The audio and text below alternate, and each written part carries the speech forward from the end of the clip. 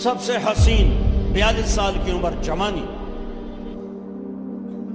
اس کی میت کو قبر کے قریب کیا گیا تو ہلنے لگا تو اس کے بیٹوں نے کہا ہمارے ابا زندہ ہیں، وہ سکتہ ہو گیا ہے، زندہ ہیں۔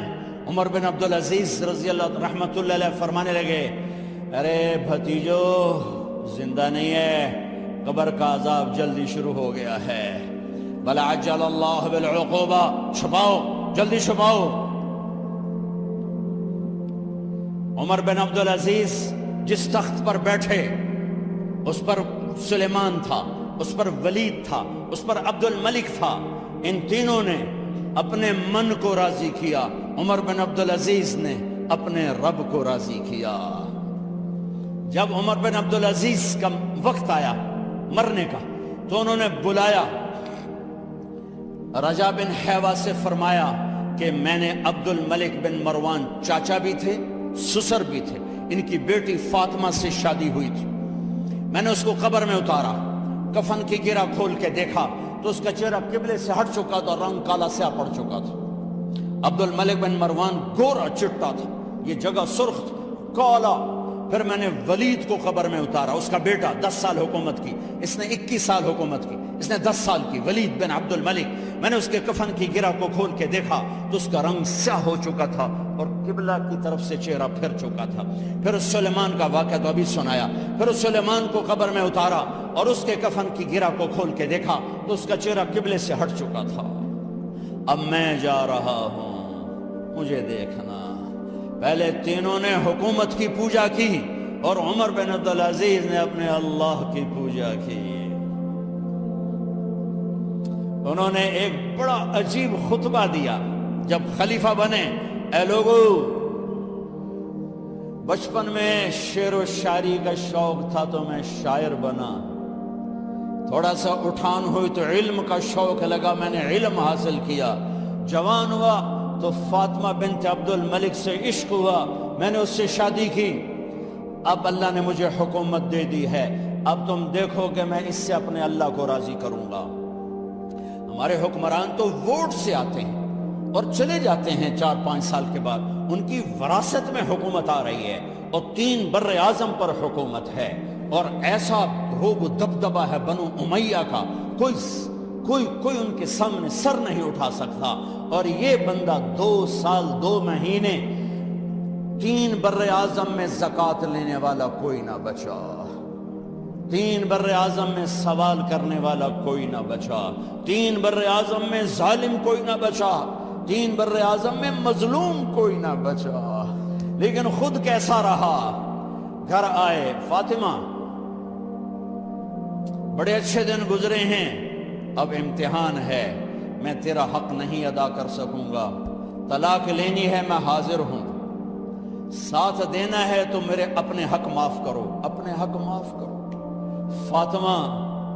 فاطمہ جیسی عورت انسانی تاریخ میں کوئی نہیں آئی، سیاسی لحاظ سے، سیاسی، دادا مروان بادشاہ، باپ عبد الملک بادشاہ، بھائی ولید بادشاہ، دوسرا بھائی سلیمان بادشاہ، تیسرا بھائی ہشام بادشاہ، چوتھا بھائی یزید بادشاہ اور اپنا خامن بادشاہ، 7 نسبتوں سے یہ عورت شہزادی ہے۔ کائنات انسانی تاریخ میں اتنی بڑی عورت کوئی نہیں آئی، سیاسی۔ فاطمہ کہنے لگی عمر میں نے سکھ کے دن تیرے ساتھ گزارے ہیں، دکھ میں تجھے چھوڑ کے نہیں جاؤں گی، جاؤ میں نے اپنے سارے حق معاف کیے۔ پھر حضرت عمر بن عبدالعزیز کی راتیں اور دن کیسے گزرے؟ فاطمہ بنت عبد الملک فرماتی ہیں 2 سال 2 مہینے میں وہ میرے بستر پر میرے ساتھ نہیں لیٹے، انہیں غسل کی ضرورت نہیں پیش آئی، مصلے پہ بیٹھتے اور روتے روتے روتے وہیں سو جاتے اور روتے روتے وہیں سے اٹھتے، پر 3 بر اعظم میں ظالم کوئی نہ بچا، مظلوم کوئی نہ بچا، زکوٰۃ لینے والا کوئی نہ بچا، بھکاری بھیک مانگنے والا کوئی نہ بچا، 3 بر اعظم کو ایسے صاف کر دیا۔ یہ فیصل آباد بھی ان کی حکومت میں شامل تھا، چونکہ ملتان وہ بمبئی تک اور ملتان دیپال پور تک یہ سارا علاقہ ملتان میں آتا ہے، اور محمد بن قاسم نے ملتان فتح کیا ولید کے زمانے میں۔ اپنی حکومت کو اللہ کی رضا کے لیے استعمال کیا. کیسے استعمال کیا؟ سارے مال فاطمہ کا سارا زیور بیت المال میں ڈال دیا. تنخواہ پہ آ گئے. عید کا موقع آیا. بچوں نے ماں سے کہا 12 بچے تھے, بچیاں 12 بچے بچیاں, ہمیں کپڑے لے کر دو, عید آ رہی ہے, ہر آدمی اپنے بچوں کے لیے کپڑے لے رہا ہے. ہمارے بچے بھی کہہ رہے ہیں کپڑے لیں. جاؤ بھائی لو. فاطمہ کے پاس عمر 3 بر اعظم کے بادشاہ کے بچے آ رہے ہیں. ماں جی عید آ رہی, کپڑے تو لے دیں. ابا سے کہیں کہ ابا سے بات کرتی ہوں. ابا تشریف لائے, خزانے لبالب بھرے ہوئے ہیں گندم کے ڈھیر کی طرح, کہ امیر المومنین بچے کپڑے مانگ رہے ہیں. فاطمہ میرے پاس تو پیسے نہیں, میں کہاں سے کپڑے لے کر دوں, میرے پاس تو پیسے کوئی.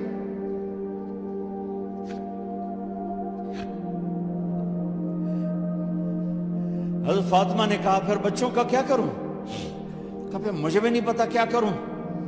اس کے پہلے 3 حکمرانوں نے لوٹ مار کے بازار گرم کیے, ظلم و ستم کے پہاڑ توڑے, اور آج اسی خزانے پہ ایک شخص بیٹھا ہے جو اللہ کو راضی کرنے کے جھنڈے گاڑ رہا ہے. تو فاطمہ نے کہا آپ ایسا کریں, اگلے مہینے کی تنخواہ ایڈوانس لے لیں, اس سے میں اپنے بچوں کو کپڑے لے دیتی ہوں, اور گھر کا خرچہ میں مزدوری کر کے گھر کی روٹی چلا لوں گی. ارے اپنی تاریخ پڑھو, صرف ڈرامے ہی نہ دیکھتے رہ جاؤ, صرف گانے ہی نہ سنتے رہ جاؤ.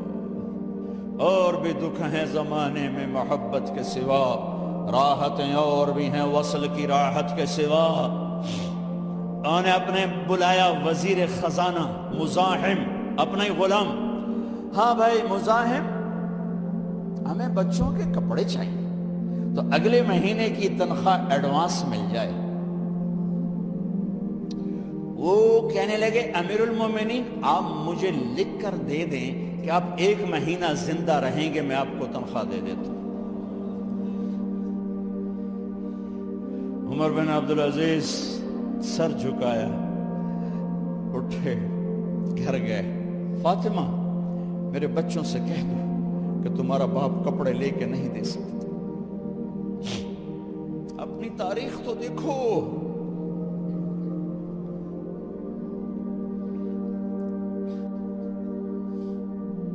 عید کا دن آ گیا.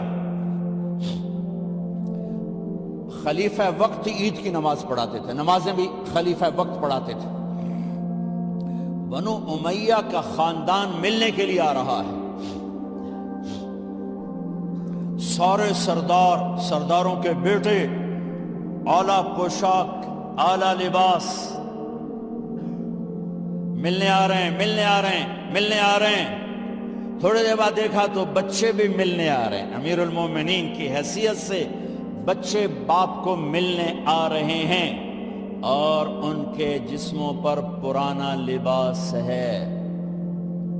حضرت عمر انہیں دیکھ کر ادھر اپنے سرداروں کے بچے دیکھے تو زرق برق پوشاکیں, اپنے بچوں کو دیکھا. ارے اس باپ سے پوچھو جو سب کچھ کر سکتا ہو اور پھر مٹھی بند کر لے کہ نہیں میں نے حرام کی طرف نہیں جانا. بچوں کو دیکھا تو آنکھیں ڈب ڈبا گئیں, آنکھوں میں آنسو آ گئے.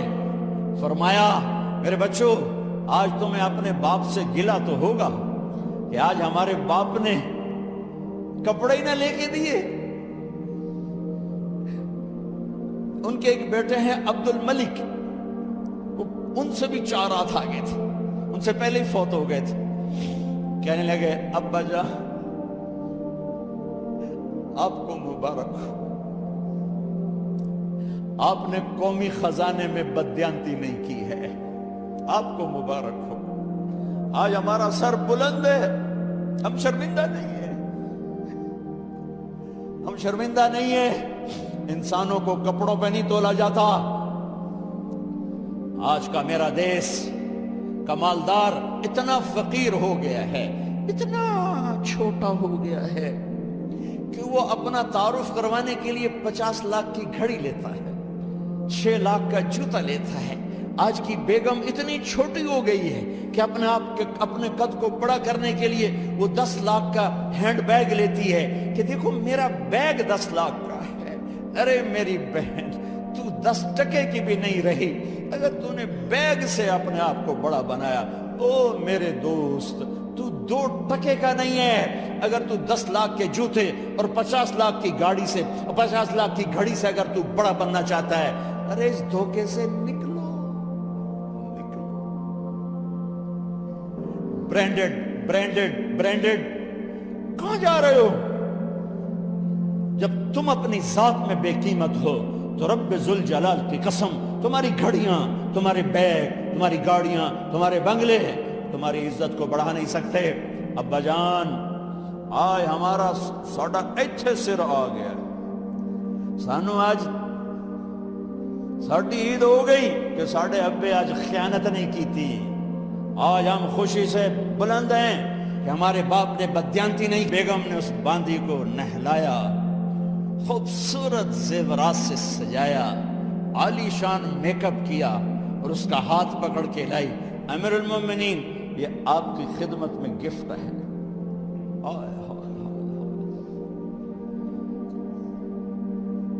اس کو یوں دیکھا، فرمایا کہاں سے آئی تھی؟ کہا جی عبد الملک نے کوفے سے مجھے زبردستی اٹھوایا تھا. تو 2 آدمی بلائے کہ جاؤ اسے اس کے مالک کے پاس واپس بھیج دو. وہ کہنے لگی این وجدک علی یا امیر المؤمنین. امیر المؤمنین، آپ کا عشق کہاں گیا جو میرے ساتھ تھا؟ تو عمر کی آنکھیں بھر آئیں. کہا وہ پہلے سے بھی زیادہ ہے، لیکن تمہیں اللہ کے لیے قربان کرتا. میں اپنے عشق کو اللہ کے لیے قربان کرتا.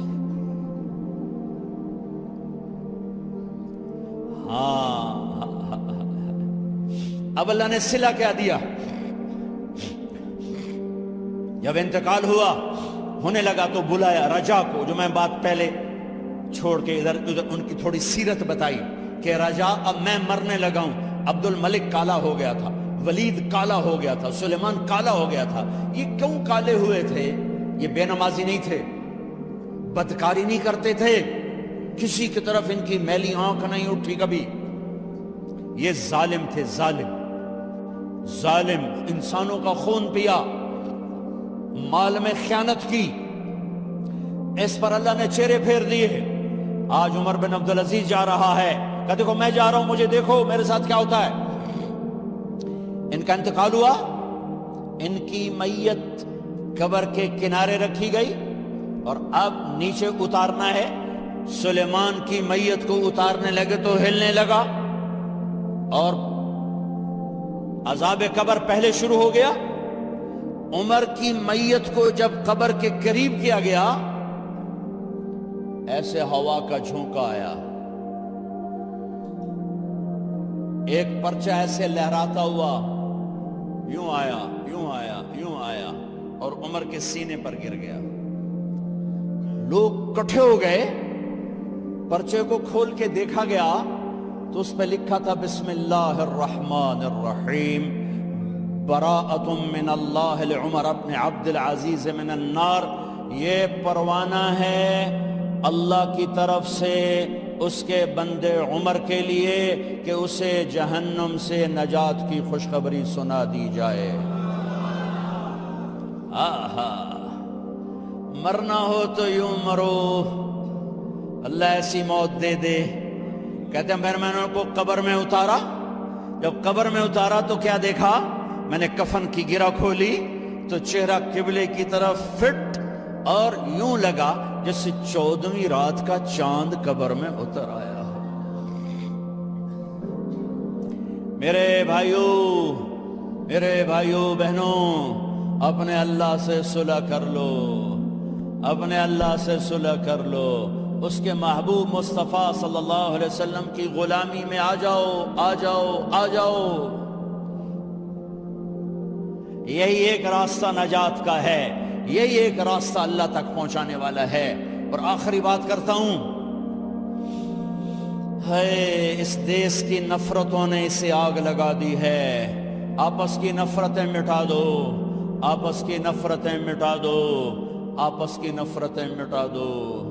محبت دو, محبت دو, محبت دو, محبت دو. معاف کرنا سیکھو, درگزر کرنا سیکھو. اس معاشرے کو آگ لگ چکی ہے.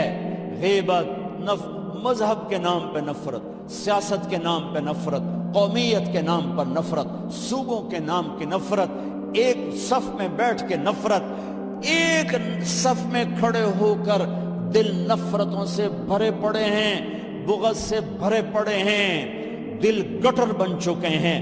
جس دل میں نفرت کے جذبے ہوں اس دل پر اللہ کی نظر نہیں پڑتی. جس دل میں بغض کے گٹر کھلے ہوں اس پر اللہ کی محبت کی نظر نہیں پڑتی. میرے بھائی بہنوں, یہ میں آخری بات کر رہا ہوں, سوئی 12 بجے تک جا رہی ہے. شب قدر ہے, کچھ الگ بیٹھ کر بھی اپنے اللہ کو یاد کر لو, کچھ اس کے سامنے رو دھو لو, معافیاں مانگ لو. تو میں اس لیے 12 بجے تک بات ختم کرنا چاہتا ہوں, آخری بات کر رہا ہوں. آپس کی محبتیں پروان چڑھاؤ, آپس کی نفرتوں کو ختم کرو, آپس کی لڑائیوں کو ختم کرو, ایک دوسرے کو معاف کرنے کی عادت ڈالو, ایک دوسرے کو درگزر کرنے کی عادت ڈالو. غیبت چھوڑ دو, نفرت چھوڑ دو, حسد چھوڑ دو, بغض چھوڑ دو. اپنے آپ کو دیکھنا شروع کرو, اوروں کو نہ دیکھو, اوروں کو نہ دیکھو, اوروں کو نہ دیکھو. اپنے من میں ڈوب کر پا جا سراغ زندگی. اپنی کمیاں دیکھو, وہ کیا کرتا ہے, وہ کیا کرتا ہے, وہ کیا کرتی ہے, وہ کیا کرتی ہے. اس سے اندھے بن جاؤ,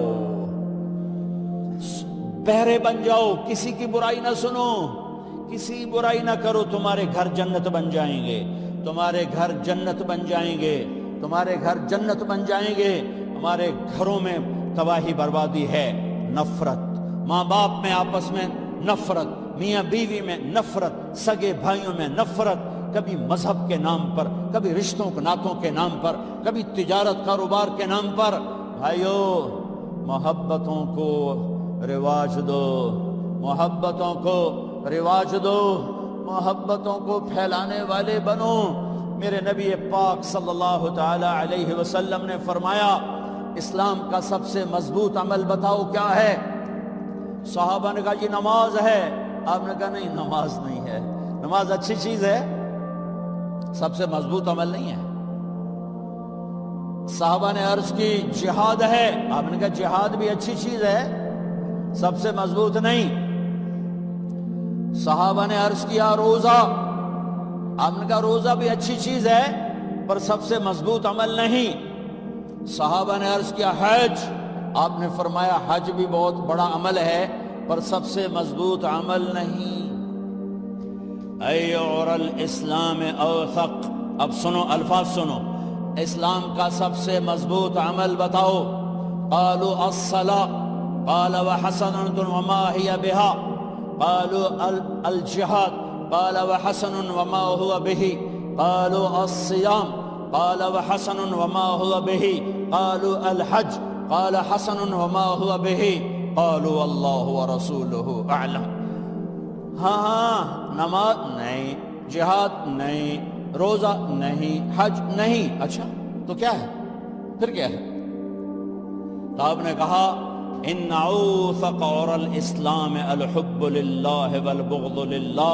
اسلام کا سب سے مضبوط عمل آپس میں اللہ کے لیے محبت کرنا ہے, اللہ کے لیے محبت کرنا ہے, اللہ کے لیے محبت کرنا ہے, اور اللہ کے لیے بغض رکھنا ہے. اللہ کے لیے بغض کا کیا مطلب ہے؟ برے سے نفرت نہ ہو, برائی سے نفرت ہو. ایک واقعہ سناتا ہوں جس سے بغض للہ کی مثال شاید 14 صدی میں ایسی مثال ہوں گی. تاریخ نے جنہیں محفوظ کیا ان میں اتنی بڑی مثال میری نظروں سے آج تک نہیں گزری. البغض للہ.